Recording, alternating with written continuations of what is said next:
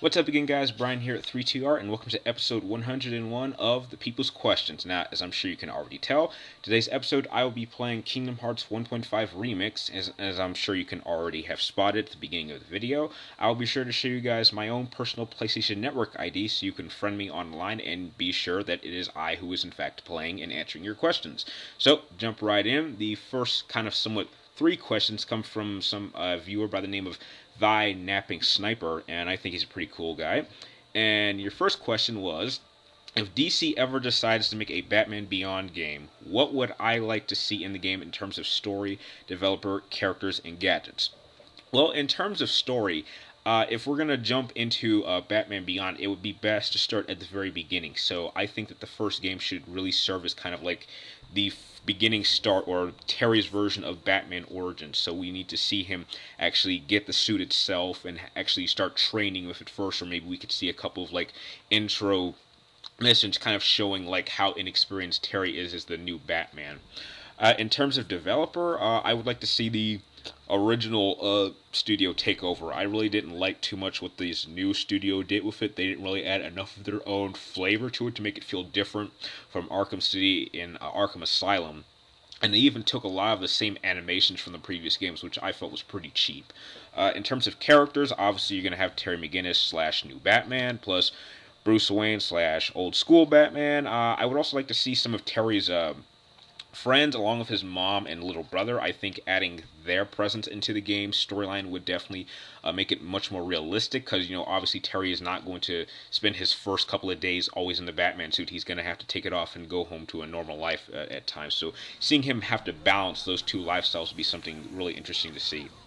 And your next part was, how would I like to see Bruce Wayne retire? Well, I think they should simply have him retire the same way they did in the show. Just have him just have like an intro mission, maybe be the tutorial, and have us play as like old Bruce Wayne, like maybe still wearing the older suit, or maybe like a somewhat upgraded, downgraded version of the suit that Terry will be wearing. And the cool thing I think they could do at this point is maybe they could have like the intro tutorial video be like feel like the last mission of the Arkham series, and so like whatever like is the last mission in like the last Arkham game have some connections to the first like tutorial mission playing as Bruce Wayne and just having us get used to the controls. So yeah, have him just start getting old and realizing that as he's getting older he can't be Batman anymore, and so he decides to put up the suit. I mean, I just think it would be best just to stick to the original storyline for why Bruce Wayne decided to retire.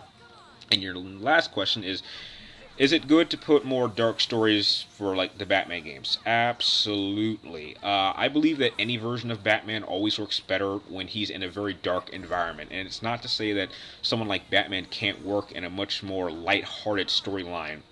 But I think that when he's on his own, he really needs to be in a dark story atmosphere, because that's really where he's at his strongest. I mean, Terry is not nearly as dark of a character as Bruce, but it would be nice to kind of establish those type of connections, because both of them do suffer a major tragedy, which kind of pushes them to want to take the mantle of Batman. And so to have Terry kind of suffer a somewhat similar loss to what Bruce went through, and then have him having to go to Bruce, and then Bruce kind of acknowledging that, okay, you kind of went through somewhat what I did, and I think this can help you control that anger inside of you. And I think that would be a really great way to connect the dark storylines between Terry and Bruce. The next two questions come from Mark Main, and your first question is, have I ever played the true crime games, which include Sleeping Dogs? Well, Mark Main, I've never played Sleeping Dogs, but I have had a chance to play True Crimes Los Angeles and New York. I don't really remember much about Los Angeles, except maybe it was like probably the earliest game. So in terms of overall gameplay and storyline, I can't really remember too much.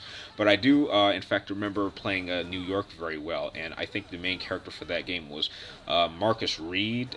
Tell me if I got that right. And I definitely liked how the game started out. How he was kind of like a punk, low-time gangster whose dad was almost killed, and he actually goes after the people that tried to kill him too. And then over time he becomes a cop, and he finds out this mass conspiracy. I thought it was definitely a fun game, definitely an interesting storyline. It just felt like a kind of a watered down version of today's Grand Theft Auto. So I thought there were some moments of entertainment, but it was just too much grounded for me. I usually like the type of sandbox games that like have multiple ways to get around instead of just having to get into a taxi or get into a car or and drive from point A to point B or just take a fast track. The next question is, would I like to see a Crash Bandicoot game on the PlayStation 4? I absolutely would love to see a Crash Bandicoot game, and I believe we're going to get one very soon. For those of you who may not know, Sony recently just got the rights back to Crash, so and there was like a little teaser in like one of the commercials for promoting the PlayStation 4.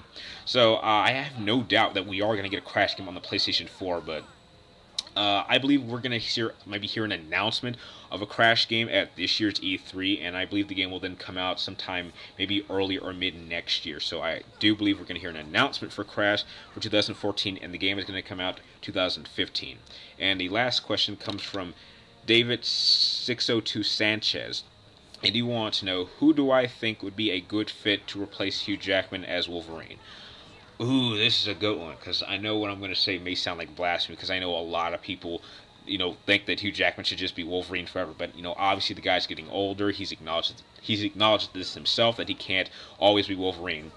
But if I really had to pick, I think my favorite pick to replace him, let's see, if we needed to reboot the X-Men franchise and we needed a new Wolverine, I think a good fit might be Karl Urban. Because, some people might find this answer a little bit generic, but I thought his performance as Dredd was absolutely phenomenal. He pretty much embodied everything that character was all about, and he did so much more better than Sylvester Stallone did. And so, I think he could, definitely bulk up, because he's not really a big guy, but he definitely, I believe, has close to the original height of Wolverine, because if you've read the comic books, you will know that Wolverine's not really a tall person. He's actually only about, 5'3", so he's actually even shorter than I am. But I think he could definitely pull off the attitude. He definitely has the charisma, and he definitely would be able to bring a different tone of Wolverine than Hugh Jackman did, but still be loyal to the actual personality of the character himself. And with that is all the questions that you guys sent in this week for the People's Questions. I'd like to thank the three of you guys for sending them in, and if any of you out there have any questions that you would like me to answer in the next episode, be sure to type as many of them as you want in the comments down below. They can be on anything, and the more that you guys send in, the longer I can make these gameplay videos. And please, give me some feedback. Did you guys like this new style of how I do the People's Questions, or would you like to see something added or something taken out? Please, I always like to improve this show. And if you like this video, feel free to like, comment down below, and please subscribe to check me my future movie, video game reviews, and episodes of the People's Questions. And like always, thank you guys for watching. I'll see you next time, and enjoy these last few seconds of this battle.